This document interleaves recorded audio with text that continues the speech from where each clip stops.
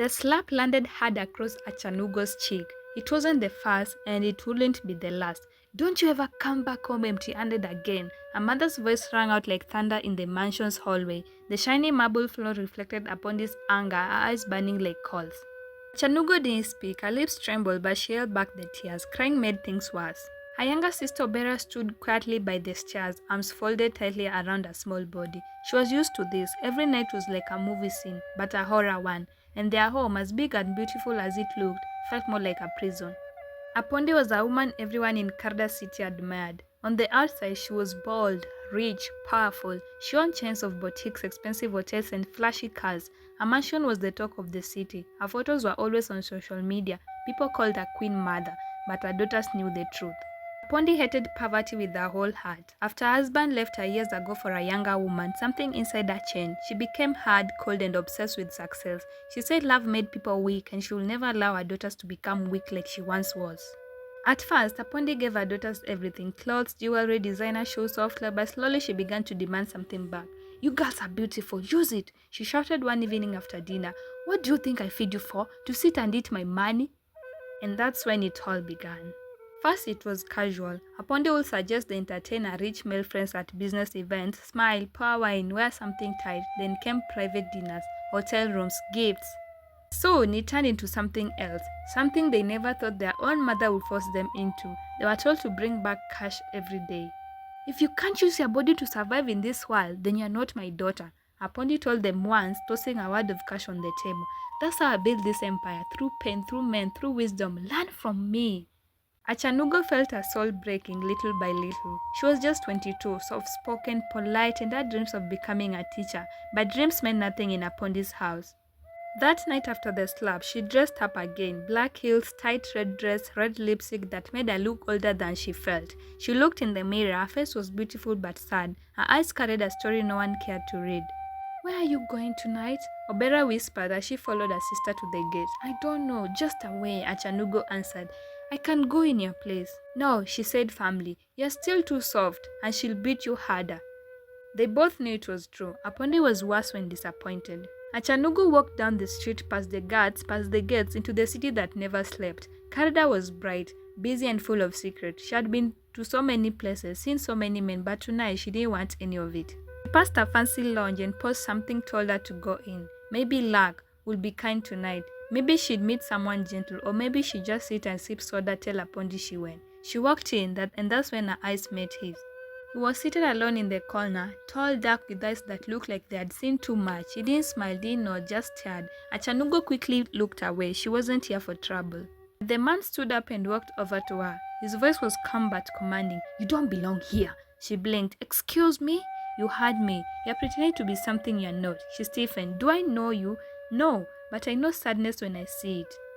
And that was the moment Achanugo's life began to change. Slowly, painfully, but surely. His name was Popo.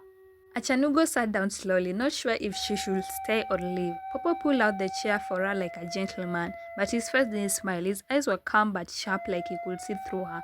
"What's your name?" he asked, sipping water. She hesitated. "Tracy," she lied. He looked at her quietly. "That's not your name." She shifted in her seat. "Why are you talking to me like you know me?" Popo leaned back. "Because I see you walking with pain, and I've seen that kind of work before." Achanugo's heart raced. No man had ever spoken to her like this, not the rich ones who threw money at her, not the arrogant ones who treated her like a doll. Popo was different. His words didn't flat, they pierced. She looked away and stared at the colored lights in the lounge. The music was loud, but in that moment, all she heard was her heartbeat. "Are you one of those motivational speakers?" she asked bitterly. "Because I don't need one tonight." "No," Popo said. "I'm just a man who came here to think." "Then why are you talking to me?" He paused for a long time, then said, "Because maybe you need someone to listen." That broke something inside her. Achanugo looked at him, her eyes glassy. "And what if I don't want to talk? Then I'll just sit here." And he did. They sat in silence for minutes. No pressure, no expectation, just stillness. She finally spoke. "My name is Achanugo." Popo nodded. "I know." Her eyes widened. "How?" "You are trending in Karda," he said plainly. "Everyone knows Apondi's daughters." Her chest tightened. That time, Apondi always brought weight. "Then you also know what we do," she whispered. Popo didn't blink. "I know what people say. I know rumors." "They are not just rumors," she said, her voice breaking. "They are true." He stayed silent. She continued, "Oh, mother, she doesn't care. She only sees money. She made us believe we were born to be used." Popo finally looked into her eyes. "Do you believe that?" Achanugo looked down. "I don't know what to believe in anymore." The waiter brought her menu. Popo waved him off. "Just give her whatever she wants." "I'm not hungry," she muttered. "Yes, you are," Popo said. "You've been hungry for years, not for food but for peace." And that was it. The tears came quiet, not dramatic, just slow drop from tired eyes. She wiped her face quickly. "I don't cry in public." "But you're not in public, you're with me." Achanugo stared at him. "Who are you really?" Popo stood up and dropped a few notes on the table. "Someone who's been broken before and someone who fixes others when he can." He walked away. She watched him leave, shocked. No man had ever walked away from her. They usually stayed, touched, flirted, begged, but Popo walked, and that made her want to follow. The next morning, Achanugo came home late. The gates were open. The mansion was quiet. She found Obera on the couch pretending to be asleep. "How much did you make?" Obera whispered, eyes still closed. "Nothing," Achanugo said. Obera opened her eyes quickly. "Are you crazy? Mama will kill you." "I don't care." "What happened? Who did you meet?" Achanugo didn't reply. But she kept thinking about Popo, his calm voice, his strong silence, the way he walked away without asking for anything. She didn't even get his number. The door to Apondi's room creaked open. "You girls better not be whispering about nonsense." Her voice swung from inside. "We have visitors tomorrow, big ones. You both need to dress to impress." She slammed the door. Achanugo sank into the couch, closed her eyes and whispered to herself, "Popo doesn't smile, but he made me feel human again." The sun rose over Karada City, but Achanugo's world still felt dark. She didn't sleep that night. Her mind stayed with Popo, the man who didn't smile but saw her soul. Obera tiptoed into the room holding two dresses. "Mama said we wear this today. The men coming up from Dubai, big spenders. We are going to enjoy."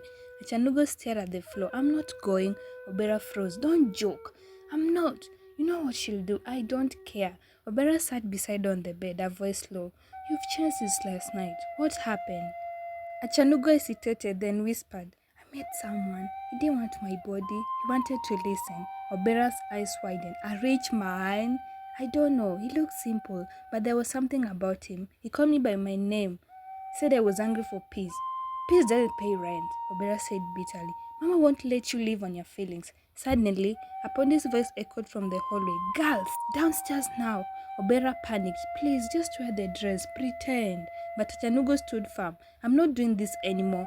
Obera stared at her like she was going mad. "You'll get us both killed."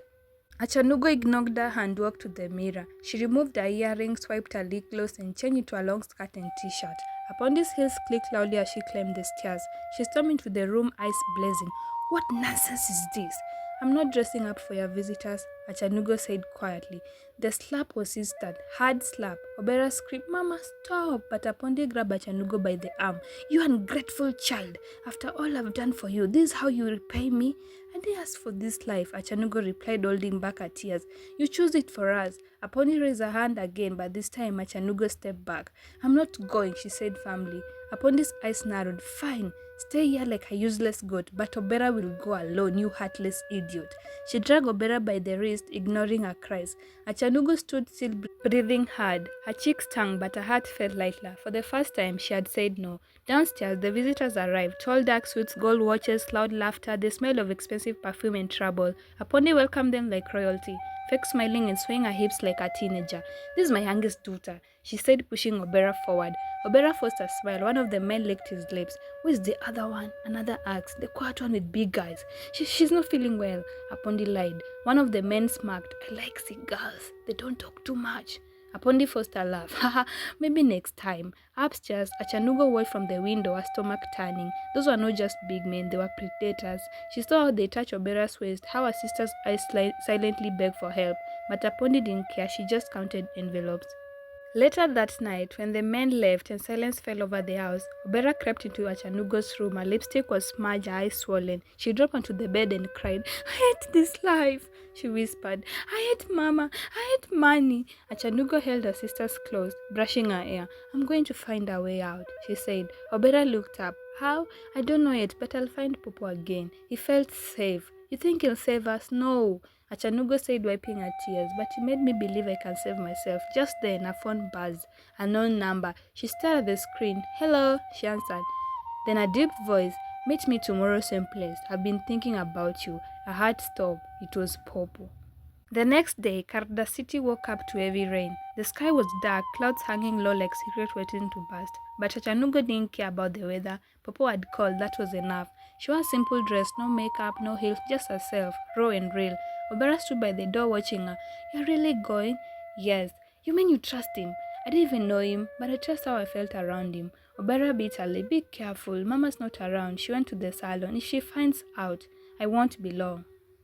Achanugo walked fast through the wet street, water soaking her sandals. She didn't care, her heart beat louder than the thunder bark. She reached the lounge where they first met, but Popo wasn't inside. She stepped outside confused, and then she saw him across the road, standing under a black umbrella waiting. She ran toward him. You came? He said softly. I didn't think you would call. I almost didn't. Why? He looked at her. Because I don't save people. I'm not a hero. I'm not asking you to be one. Popo smiled. Just a small curve of his lip. Then let's walk. They walked in silence through the street of Karda, rain falling around them like a movie. No destination, just two souls escaping noise. After a while, Achanugo spoke. My mother sells us to men. Papa didn't stop walking. She says it's business. Says she's building our future. Still no reaction. But she's killing us inside, Achanugo whispered. Papa paused under a mango tree, drops of rain hitting the leaves above. I know what it feels like, he said. To be sold, to be betrayed by someone who should protect you. Achanugo looked at him. Tell me. Popo's eyes darkened. My father was a pastor, a famous one. He told people how to live right, but at home he beat my mother. Then he beat me. Every time we cried, he said the devil was inside us. Oh God, Achanugo whispered. One night, my mother tried to run. He caught her, dragged her back. I tried to help. He burned my hand with a hot spoon. Popo lifted his palm. Achanugo's gasped. There was a long scar, old but deep. I left home at 15, slept in buses, ate leftovers, worked in car washes.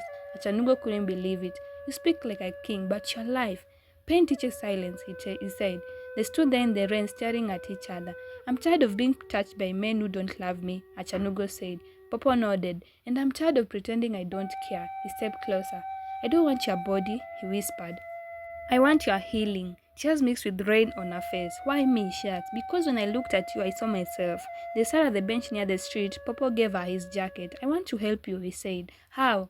I know someone who owns a small bookshop. He's kind. You could work there. Start small. No pressure. No men. Just books and quiet. Achanugo blinked. Why are you doing this? Because someone once helped me. Now it's my turn. She held the jacket tight. I want to leave that house. I want to breathe. You will, Popo said, one step at a time. They sat for hours, talking about dreams, about broken things, about starting over. When it was time to go, he wrote down a number. Call this man tomorrow. His name is Mr. Kale. He's waiting for you. Achanugo nodded. As they parted, Popo turned back and said, one day you'll smile and never remember this pain. She watched him disappear into the rain. For the first time in years, her heart felt warm. But just as she reached home, she saw something that froze her blood. Apondi was waiting at the gate with her phone in hand and her eyes full of fire. Achanugo stood still as the rain washed over her. Apondi didn't speak. Her silence was louder than thunder. Where were you? She finally asked. Out. With who? A friend. Apondi laughed loudly. Ha! A friend. Dressed like a church mouse in the rain. Do I look like a fool to you? Achanugo said nothing. Apondi's voice rose. You think you can walk away from this life? You live in this house, eat my food, wear my clothes, but now you think you're better than me? I just want peace. Apondi slapped her. Obera ran out screaming, Mama, stop, please. But Apondi wasn't listening. She pulled Achanugo by the hair. Let me show you what happens to ungrateful girls. She dragged her into the house. Achanugo fought back screaming. That night, Apondi locked her in the storeroom. No food, no phone, just darkness. Obera sneaked in later with bread and water. Don't give up, please, sis. Just survive. Achanugo took the bread and whispered, I'm leaving tomorrow. The next morning, Achanugo slipped out before dawn, her cheeks still swollen, but her mind made up. She called the number Popo gave her. Mr. Kale speaking. I'm Achanugo. Popo sent me. Ah, yes, come to the shop by 10. We'll talk. She arrived early. The shop smelled of old pages and paste. Mr. Kale, a kind man with silver hair, looked at her for a long moment. You look like someone who's been through storms. I have. He smiled. Then you'll feel right in. He showed around, gave her a notebook and a chair by the window. You'll start with sorting books, no pressure, just breathe. She spent the day touching books with trembling fingers. She'd never known silence could be so healing. At lunch, Papa walked in with food. I knew you'd come, he said. Achanugo smiled, the first real one in years. Weeks passed. Achanugo woke up with hope. Customers loved her calm nature. A man once said, you speak like a poem. Mr. Kale gave her a tip jar. You deserve more than silence. Each coin reminded her she wasn't useless. One day, a familiar car parked outside her Apondi. She stormed in. You think this place can save you? Mr. Kale stood tall. Madam, please leave. She works here now. You'll regret this, you heartless idiot. Apondi hissed. Achanugo didn't shake. After she left, Mr. Kale asked, Are you okay? I'm stronger now. One evening, Achanugo found a letter at the shop counter. It was from Obera. Sister, I miss you. Mama's gone worse. She barely speaks to me now. I cry every night. I want to run too, but I'm scared. Where will I go? You are brave. I'm proud of you. I love you so much, sis. I hope you are doing fine. Tears fell on the page. Popo came by and saw her crying. She needs a way out, she said. Then let's give her one. Popo and Achanugo planned for days. They found a hostel near the bookshop, safe and quiet. One night, Obera sneaked out. Achanugo met her 2 streets away. They hugged for a long time. You're safe now, sis, Achanugo whispered. Popo got her food and clothes. At the hostel, Obera cried, I feel human again. Achanugo held her. We are starting over together. When Apondi found out, she stormed into the shop with 2 men. You think you can steal my daughters? She shouted. Mr. Kale called the police. A crowd gathered. Apondi screamed, They are mine! Achanugo stood firm. We are not your property. When the police arrived, Apondi was warned to stay away. She looked at her daughters one last time. Ungrateful witches. Do you know Mama is the best? Don't worry, don't worry. But Achanugo didn't flinch. Obera held her sister's hand. That evening they sat under the stars, free at last. Are we really out? Obera asked. Almost, Achanugo replied. Now it's time to build. The days that followed were filled with change. Achanugo woke up early, no longer to the sound of her mother's voice, but to the soothing hum of the city's morning rush. She no longer had to look over her shoulder in fear. She didn't have to walk in shame anymore. At the bookshop, she was finally learning to feel like herself, like a woman deserving of a place in the world. Mr. Kale had become more than just a boss. He was a father figure, someone who genuinely cared for her well-being. He asked her how she was, listened when she spoke, and always treated her with respect. One afternoon, Popo stopped by the shop after work. Are you okay? He asked, concern in his eyes. Achanugo smiled softly. I'm better, much better than ever been. Thank you so much, Popo. Popo grinned and placed a small package on the counter. I thought you could use something nice. She opened it. Inside was a small gold necklace with a simple pendant, a heart. Her hands trembled slightly as she held it. For you, Popo said. Her voice caught in her throat. Why? Because you deserve love, real love. She put the necklace on, feeling a warmth she hadn't known in years. That night, Apondi showed up at the shop again, but this time Achanugo was ready. Why are you here? Achanugo asked coldly, standing tall. Apondi glared at her. You think you can live your life without consequences? Consequences? Achanugo laughed bitterly. Ha, Mama, I've lived under your roof for too long. I'm free now. There are no consequences. Apondi reached for her arm, but Popo stepped between them. Stay away from her. Apondi's eyes burned with anger. You are a fool. Both of you are fools. With that, she stormed out of the shop. Achanugo had fought for her freedom, but that didn't mean the battle was over. She woke up every day with a quiet fear in her heart. Will Apondi come back for revenge? Will she use her connection to take everything away from her? Achanugo buried those thoughts deep. She wasn't the woman she used to be. She was strong now, stronger than ever. It was Obera who struggled most. She often cried herself to sleep at night, haunted by the past. Achanugo would comfort her, remind her that they had each other, that they had built something new, but the scars remained.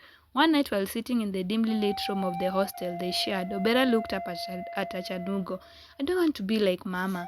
You won't be, Achanugo reassured her, taking her hand. You are not her, you are you. You'll make your own life, and you'll live it better than she ever did. Obera nodded, but the tears wouldn't stop.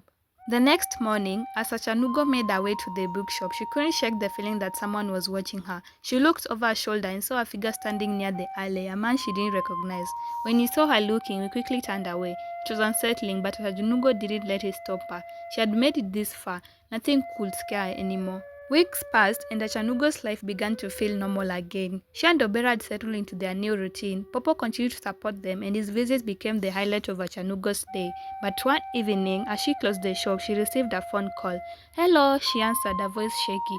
It's Popo, came the reply, but it didn't sound like him. Achanugo, the voice continued. I need to talk to you. It's about your mother. Achanugo's heart skipped a bit. What about her? She's not the person you think she is, the voice said darkly. You need to know the truth. Before she could respond, the line went dead. Her hands trembled as she looked at the phone. The voice had sounded so familiar, yet she couldn't place it. She tried calling Popo back, but the call went straight to voicemail. Something was terribly wrong. That night, Achanugo waited anxiously for Popo to show up. When he finally arrived, his face was tense, his eyes dark. "What's going on?" Achanugo asked, fear creeping into her voice. "I need to tell you something," Popo said, his voice low. "I didn't want to tell you, but you deserve the truth." Achanugo's heart pounded. "What is it?" "I'm not just the man you think I am. I'm part of something much bigger." Achanugo's eyes widened. "What do you mean?" Popo hesitated before continuing. "My family, we are not just wealthy. We're involved in a network, a business of sorts. I've been trying to leave it behind, but I can't run from my past forever." Achanugo felt a wild tilt. You were lying to me?" "No," Popo said quickly. "I never lied to you about who I am, but there are things I've been hiding. People want me back in the business. I don't understand. There are people after me, people after us," he said. "And your mother, she's been involved with them," Achanugo recalled. "My mother? She's more dangerous than you think. She's connected to people who can destroy everything you've ever worked for." The next few days were a blur. Achanugo barely slept, her mind racing with the revelation that her mother was involved with dangerous people. Every time the doorbell rang, her heart skipped a beat. Obera noticed the change in her sisters and grew concerned. "What's happening, Achanugo? You're not the same anymore." "I'm scared," Achanugo admitted, tears in her eyes. "Popo past is catching up to him and to us." Popo had tried to reassure her, but Achanugo couldn't ignore the fear. One night, as they sat in the dim glow of the shop's lamp, a car pulled up outside. Achanugo froze. "I'll go check," Popo said, his eyes sharp, but Achanugo grabbed his arm. "No, let me." They both stepped outside cautiously. As they approached the car, the door opened and Apondi stepped out. Her eyes were wild, expression unreadable. "Are you here to beg for forgiveness?" Achanugo spat. "No," Apondi said, her voice dark. "I'm here to take what's mine." Apondi's eyes glinted with a mix of anger and determination. She stepped forward, slowly, her voice cold. "You think you've won, don't you? You think you found peace?" Achanugo felt a surge of anger. "You don't know the first thing about peace, mother. You never cared for me, not really." Apondi's eyes curled into a bitter smile. "You are wrong. I cared about what's mine. And you, Achanugo, you are mine. I built you. You think you can live without me?" Popo stepped between them. "Stay away from her. She's free. You lost her a long time ago." Apondi's gaze turned into him, her eyes narrowing. "And you, a poor man trying to play hero. Don't think I won't ruin you too." Achanugo took a deep breath, her heart pounding. "I'm not afraid of you anymore, Mama. You should be." Apondi spat, her face twisted with hatred. "You have no idea the people I've been dealing with, and now they're coming for you." Suddenly, the sound of car engines roared into the distance. The tension in the air thickened. "They are here," Apondi muttered under her breath. Achanugo grabbed Popo's arm, her thoughts racing. What is she talking about? Before Popo could answer, two black cars screeched to a halt in front of the shop. Figures dressed in black stepped out, their eyes cold and calculating. "I've brought them to finish what I started," Apondi said with a twisted smile. Popo quickly moved in front of Achanugo, shielding her from the approaching figures. "We need to leave now," but Achanugo stood her ground. "No, I'm not running anymore." The figures from the cars moved forward, their faces masked in shadows. One of them, a tall man with a scar across his cheek, stepped closer. "Popo, we've been waiting for you. You can't escape your past." Achanugo's heart sank. She turned to Popo. "What is all this? Who are these people?" "They are connected to the business I was part of. People who can ruin everything," Popo said, his voice tight with fear. "I thought I left them behind, but they never let me go." The man with the scar smiled darkly. "Popo, you don't got to leave. We are family, remember?" Achanugo shook her head, confusion and anger wiring inside her. You didn't tell me about this while. You lied to me. I didn't want you to know. I wanted you to be safe," Popo pleaded, his voice desperate. Achanugo's eyes filled with tears, but she fought them back. "I trusted you, Popo, and you lied to me." Before Popo could say anything else, the man with the scar grabbed him by the collar and threw him against the wall. "Enough talking," he growled. "Time to finish this." Achanugo stepped forward, her voice shaking but firm. "No, this ends now." The scarred man turned to her, raising an eyebrow. "You think you can stop us?" "I won't let you destroy more me or anyone else," Achanugo said, a resolve hardening. "You'll have to go through me first." The tension in the air was thick. The masked figures seemed to be calculating their next move, unsure whether to attack or retreat. Achanugo's heart pounded in her chest, but she stood tall, refusing to back down. Just as the man with the scar raised his hand, a loud noise echoed through the street. Police sirens blared in the distance, getting closer by the second. The man hesitated, looking towards the approaching sirens. "This isn't over," he snarled. "You regret this, Achanugo." But before anyone could make a move, Popo's hand shot out, pulling out his phone. "I've already called the police," he said, his voice steady. The scarred man's eyes widened in shock. You've been playing us?" Popo gave a small, tight smile. "Not anymore." As the police arrived, the figures scattered, but they were too late. Officers quickly apprehended the men, and Apondi was handcuffed and led away as well. Her face was pale, and for the first time in years, Achanugo saw fear in her mother's eyes. Achanugo breathed a sigh of relief. The nightmare was finally over. The days that followed felt like a dream. Achanugo and Popo finally had the peace they longed for. The weight of the past had been lifted and the future was just to shape. Upon this arrest made headlines and the truth about her criminal activities came to light. The people who once feared her now pitied her, and Achanugo couldn't help but feel a sense of closure. But as much as she had been hurt by her mother, Achanugo couldn't ignore the part of her that longed for her family. She missed her father, and the absence of her real mother hurt deeply. One evening, as she and Popo sat together on the rooftop of their small apartment, the sunset painting the sky in hues of orange and pink, Achanugo turned to him. "Popo, do you think we can ever truly be free from our past?" Popo took her hand gently. "We've already made it through. What past is past. What matters is the life we build from here on out." Achanugo smiled softly, looking up at the sky. "I want to build something beautiful, something we can both be proud of." Popo nodded, a smile playing on his lips. "Then let's do it together." Months passed and Achanugo flourished. She and Popo started a small business together, selling handmade craft from local artisans. It was a humble beginning, but it was theirs. Obera found a job at a bakery, and for the first time, both sisters felt truly free. They no longer lived in fear. They no longer had to hide from their past. One evening, as they sat together in their small apartment, laughing and enjoying a meal they'd prepared together, Achanugo looked at her sister. "You're not alone anymore, Obera," she said with a smile. Obera smiled back, her eyes shining. "Neither are you, Achanugo." For the first time in years, Achanugo felt at peace. She had her sister, Popo, and the life they had built together. They were free, and nothing could take that away from them. This story teaches that no matter how painful your past is, you can rise above it with courage, self-worth, and the right people by your side. True freedom begins when you stop allowing your past to define your future. Thank you so much for watching. Your support means everything. Don't forget to subscribe, like, and share. Stay tuned for more exciting tales coming your way, besties.